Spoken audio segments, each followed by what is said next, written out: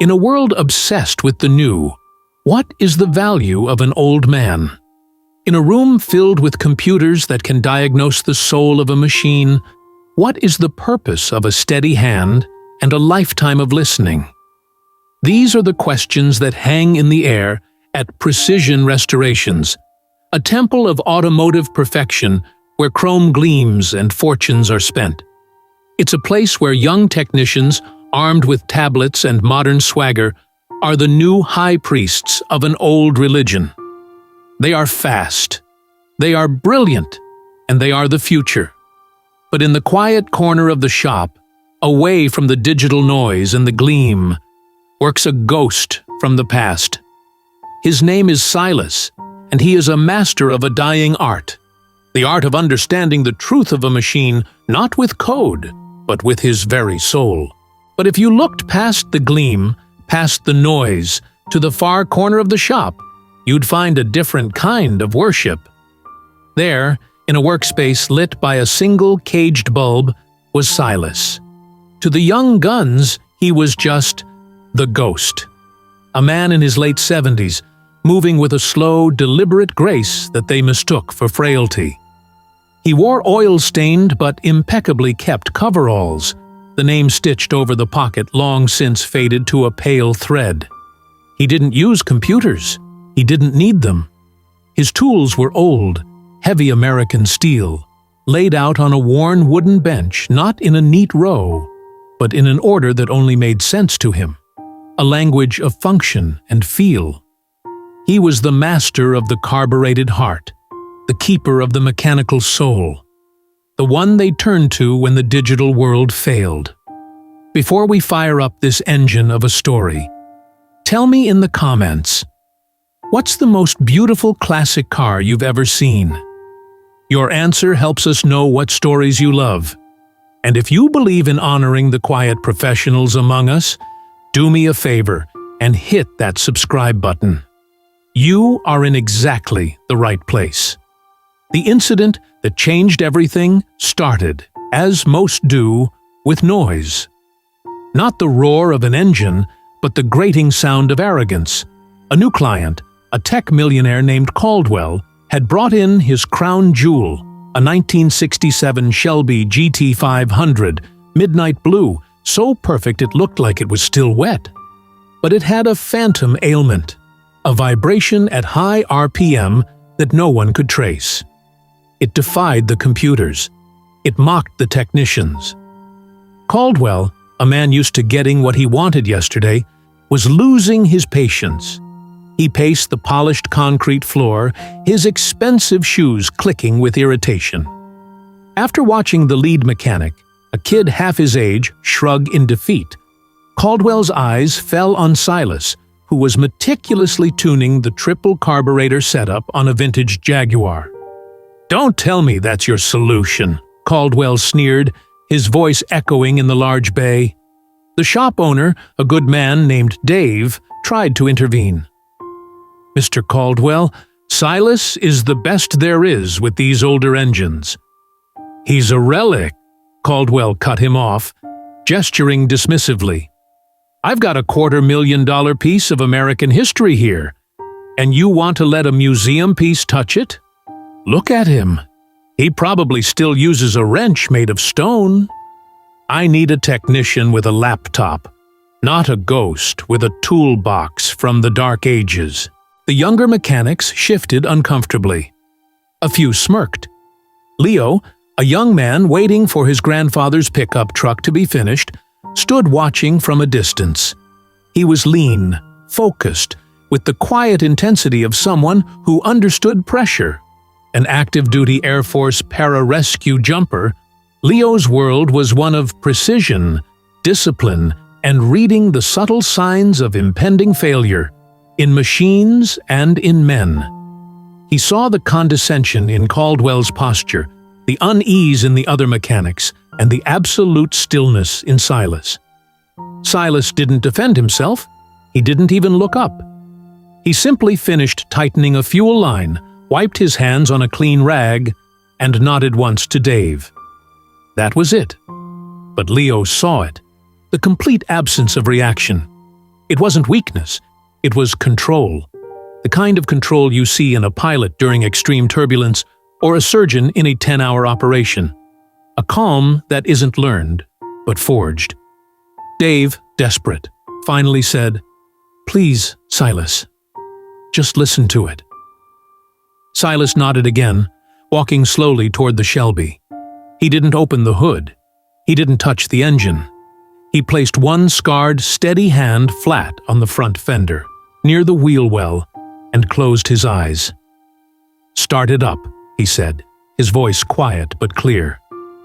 The engine roared to life, a magnificent, throaty growl that vibrated through the concrete floor. The mechanics watched their digital tachometers. Caldwell stared, tapping his foot impatiently. But Leo watched Silas. The old man was perfectly still, his eyes closed, his head tilted just so. He was like a physician listening to a patient's heart. But his stethoscope was the entire chassis of the car. He wasn't just hearing the noise, he was feeling the rhythm, the pulse, the very lifeblood of the machine through the steel. "Take it to 4,000, Silas commanded softly. The engine screamed, "Now hold it!" Silence. Everyone leaned in, trying to hear what he was hearing. They heard nothing but a perfectly tuned big block V8. But Silas heard everything. He heard a story. After a full minute that felt like an hour, he opened his eyes and took his hand off the fender. "It's the number 7 valve lifter," he announced to the silent garage. "There's a microfracture. You can't see it when it's cold, and it's too small for the vibration sensors to catch. But when it heats up under load, it expands. It sings a little off-key." The lead mechanic frowned, skeptical. "A microfracture? No way. We'd see that in the oil analysis. The computer would have flagged it." Silas just looked at him. "Your computer is listening for a mistake. I was listening for the truth." Leo felt a chill run down his spine. He had heard that phrase before, in a SEER training manual, in the grizzled wisdom of an old instructor. Don't look for the mistake. Listen for the truth. He looked closer at Silas, at the network of fine lines on his face, and saw it for the first time. Not just an old mechanic. He was looking at a master. And as Silas turned away, the light caught a small, silver-white scar just beside his right eye, a tiny, jagged fork of lightning that seemed to burn with a quiet energy of its own. In that moment, the mystery of the ghost in the corner had just begun. A master's skill is a language all its own, spoken in the subtle turn of a wrench, the feel of a machine under stress, the quiet confidence of a steady hand. But sometimes, to understand that ancient language, you need a translator, one who speaks the same dialect of fire, pressure, and sacrifice. For Leo, the symphony of that engine was a song he recognized, even if he didn't know the words. The other mechanics, still muttering in disbelief, went to work, pulling the engine apart with a skepticism that bordered on contempt.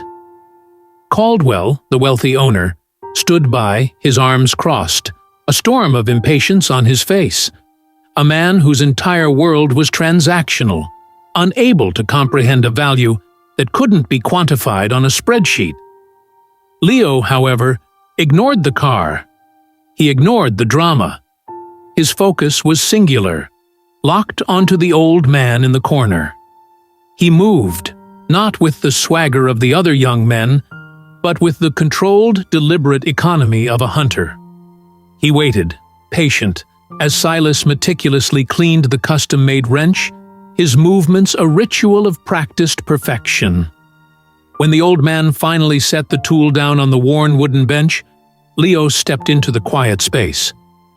"Sir," he began, his voice low, respectful, cutting through the noise of the shop.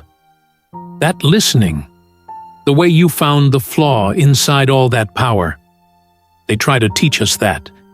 Silas looked up, and his eyes, the color of a faded sky over a distant horizon, were sharp, assessing. They held no judgment, only a deep, penetrating curiosity. Leo pressed on, forging the connection between their two worlds. They teach us to listen for a survivor's breath in the wind, or the high-pitched scream of a failing hoist cable over the roar of a pavehawk's rotors. But not like that. Never like that. That was a harmony, a conversation. Where did a man learn to hear something that small in a world that loud? It was a question from one professional to another, a profound acknowledgement of a shared, unspoken universe of life-or-death precision. Silas picked up the strange wrench again, turning it over in his scarred hands. The grip was worn smooth from a lifetime of use. He looked at the tool, not at the young PJ who stood before him, his shadow falling long in the afternoon light. "You learn," Silas said, his voice a low rumble, like gravel settling deep underground. In a place where the air is so thick with noise, you forget what silence sounds like. A place where you have to distinguish the sound of an incoming mortar from an outgoing one in a half-second. Because one means you duck, and the other means you hold steady. "You learn," he continued, finally looking up, his eyes locking with Leo's. "In a place where you have to know the song of your own machine so intimately that you can hear when it's about to die on you. Because if it dies, so do the boys in the back." The answer hung in the air between them, absolute and final. The boys in the back. Not a mechanic's words. Those were the words of a guardian, a protector, a man who flew.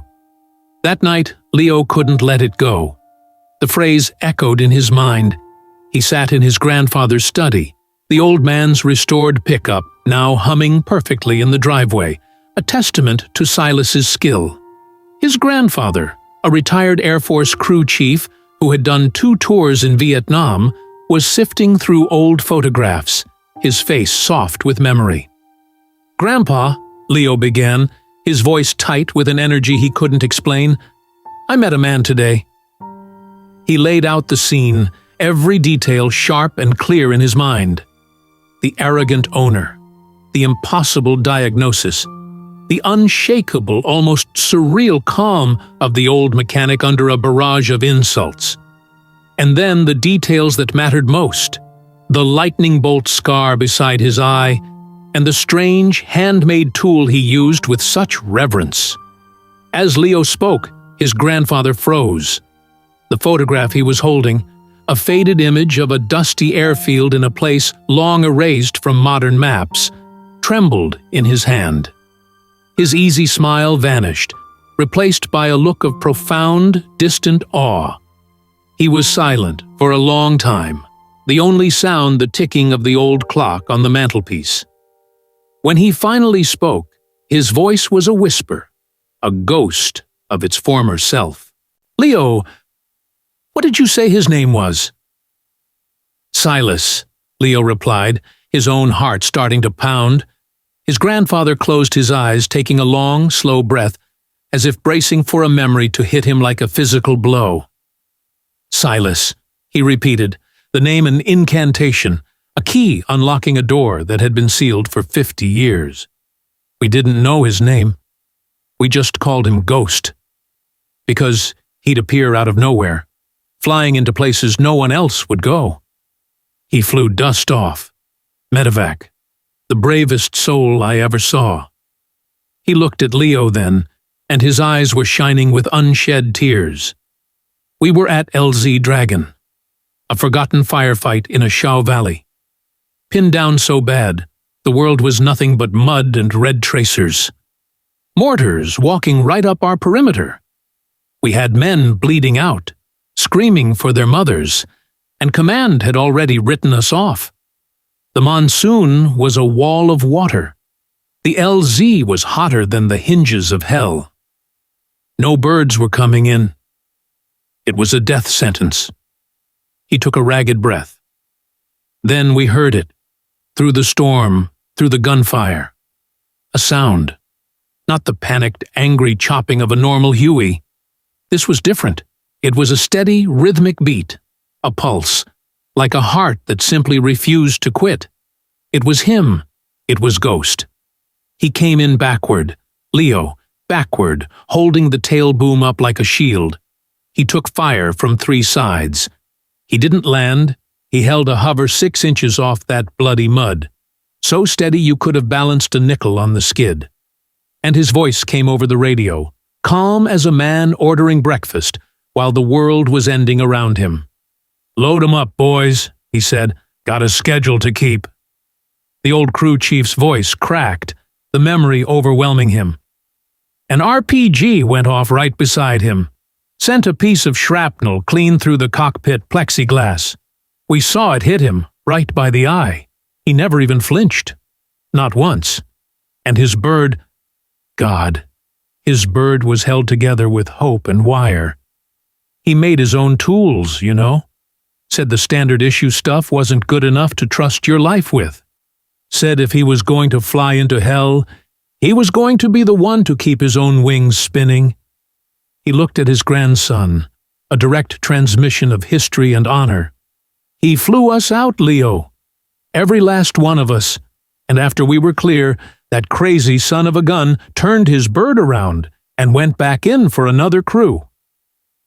Leo sat in stunned silence, the air in the room thick with the ghosts of the past. The quiet, unassuming mechanic in the corner of the garage was gone, replaced by the image of a fearless pilot, hovering in a tempest of fire and steel, his hand steady, his purpose absolute.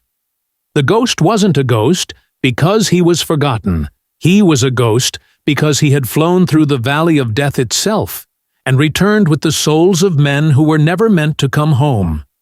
And as Leo stood there, the voice of the past echoing in his ears, he understood that the battle for the soul of a 67 Shelby was never about the car. It was about to become a test of honor, and a lesson was about to be taught. A debt of honor isn't paid with money or words. It's paid with understanding.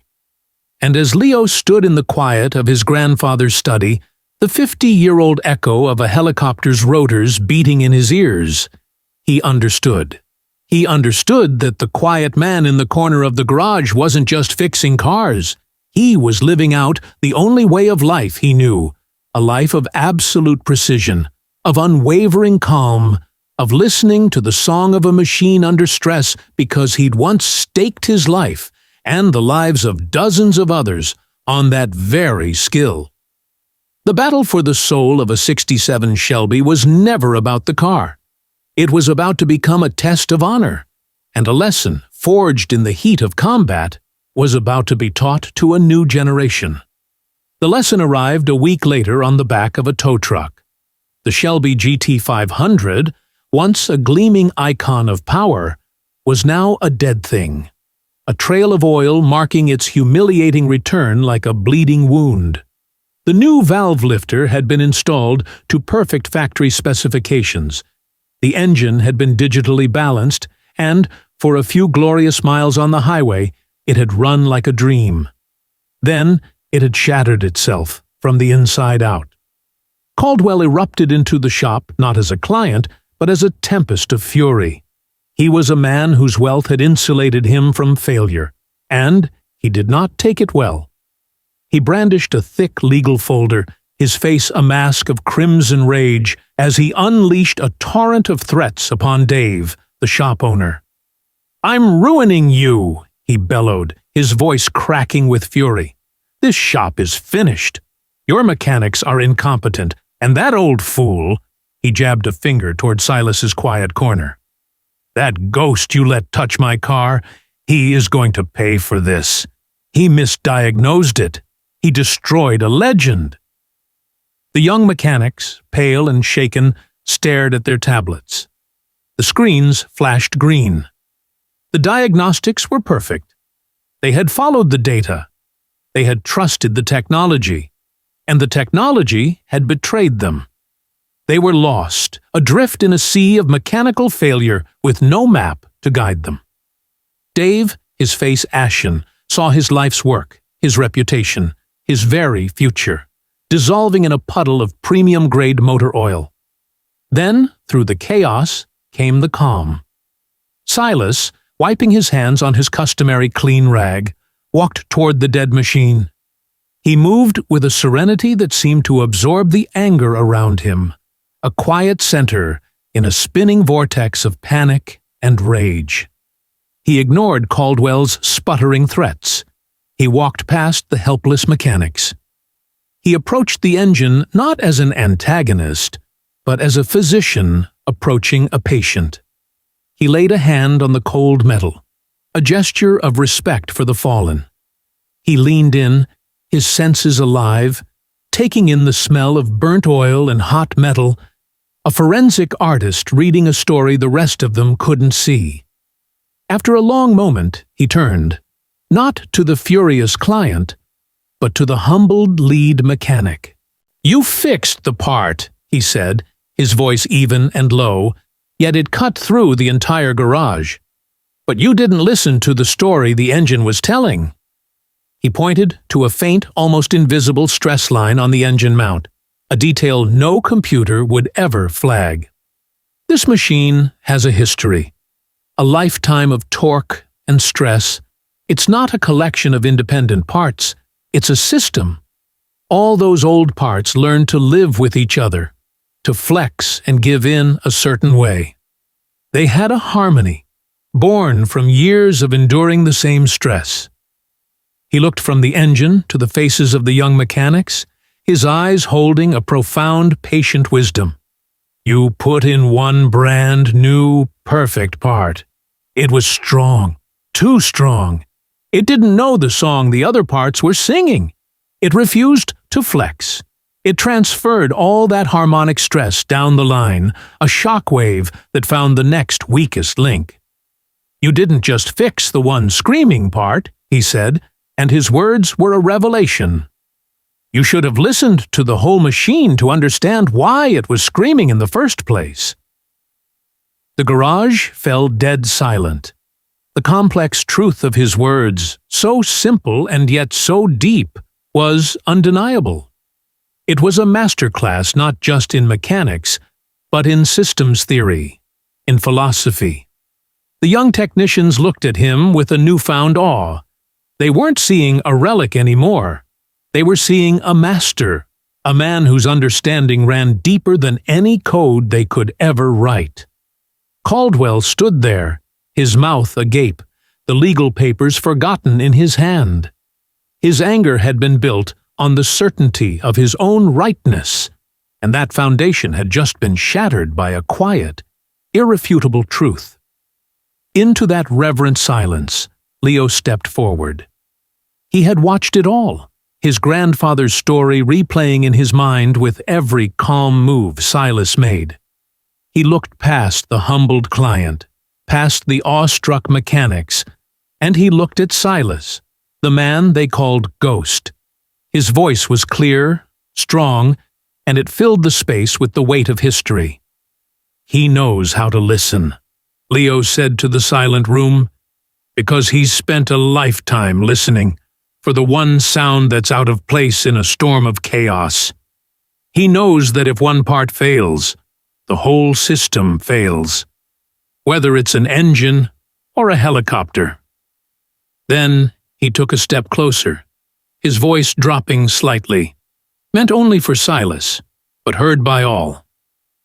"My grandfather wanted me to thank you," he said, his words precise and laden with 50 years of gratitude, "for the ride home from Ashaw Valley.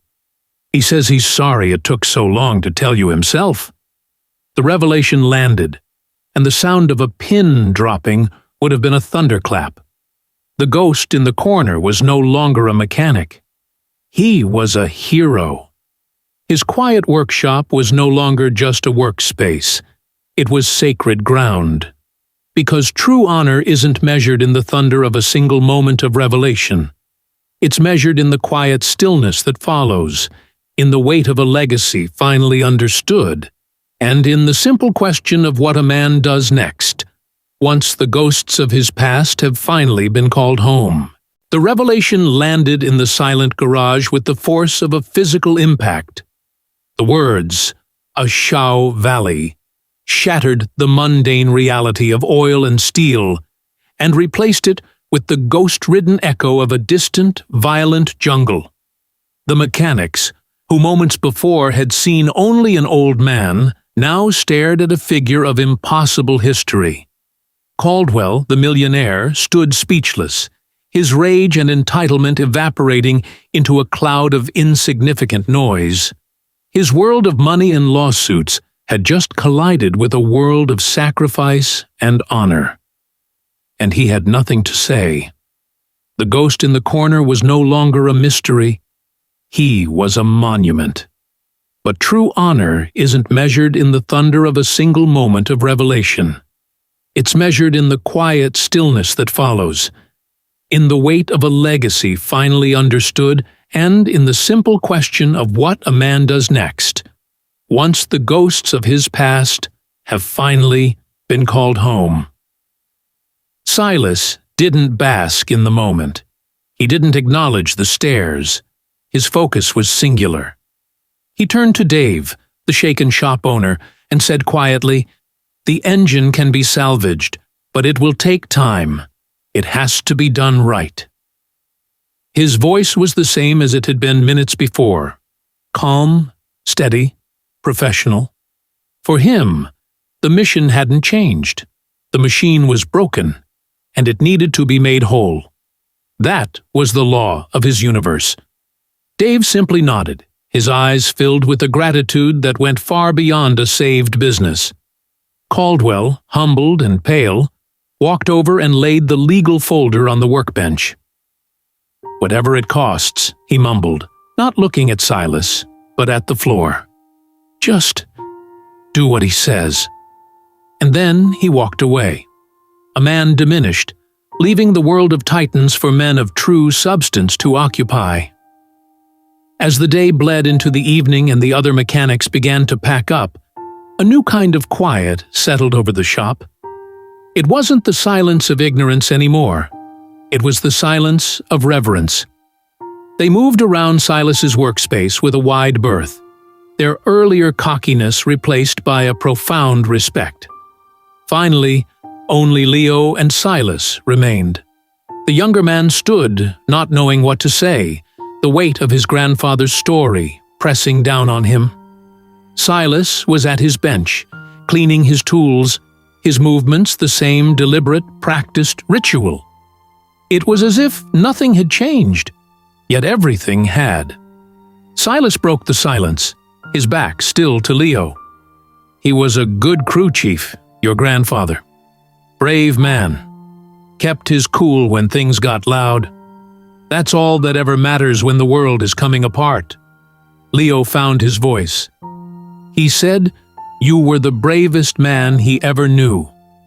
Silas stopped, setting a wrench down with a soft click. He turned slowly, and for the first time, Leo saw the exhaustion in his eyes, the weariness of a man who had carried the weight of too many souls for too long. "Bravery is just a word, son," Silas said, his voice softer now. "It's what you do when you have no other choice. The real skill is in seeing the choice coming before anyone else does." He walked over to the skeleton of the Shelby's engine. "You look at this, you see broken metal. I see a story of stress and heat and 1,000 other things. It's the same story everywhere." He looked directly at Leo, and in that moment, the 60 years between them collapsed. The pilot was speaking to the rescuer. The master was speaking to the apprentice.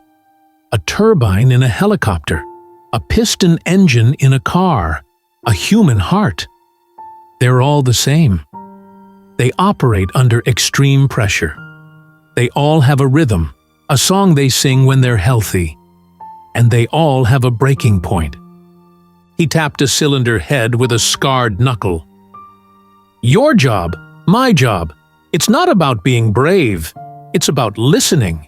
It's about putting your hand on the skin of the machine and listening past the roar, past the chaos, to hear the one tiny thing that's out of key, to find the microfracture, to feel the harmonic that's gone wrong. Because if you can hear the strain before it becomes a break, you can save it. You can get them home. The words were the purest distillation of a lifetime of wisdom. Get them home. The core mission. The only thing that ever mattered. It was the legacy of the dust-off pilot, now being handed to the Pararescue Jumper. As Leo turned to leave, his mind reeling, Silas stopped him. "Hold on." He walked to his bench and picked up the custom-made wrench, the one Leo had noticed earlier. It was heavy, perfectly balanced, the steel worn to a dull, comfortable sheen from a lifetime of use. "Heirloom," Silas said, pressing it into Leo's hand. "Your grandfather would understand." The hint of a smile touched his lips. "Might come in handy. You never know when you'll be in a tight spot and need something that was built to last, not just to be replaced. A steady hand helps." Leo closed his fingers around the tool. It felt like more than a wrench. It felt like a promise, a responsibility, the weight of a legend. This story isn't just about a forgotten hero in a greasy workshop. It is a powerful reminder for every single one of us. We live in a world that screams for our attention, a world of digital noise, of disposable things, of quick fixes and loud opinions. We are obsessed with the new, the fast, the easy. We replace what's broken without ever asking why it broke. We look for the one screaming part, and we ignore the harmony of the whole machine. This story, you see, isn't just about a forgotten hero in a greasy workshop. It's about a profound truth we have begun to forget. The difference between a skill that is learned and a mastery that is forged. The young mechanics in that shop were skilled. They learned from books and screens. But Silas was a master because his skill was forged in the crucible of a sacred purpose, getting his boys home. Every gear he tuned, every line he checked, was attached to a human life. That is a pressure no computer can simulate, and it creates a wisdom no textbook can teach.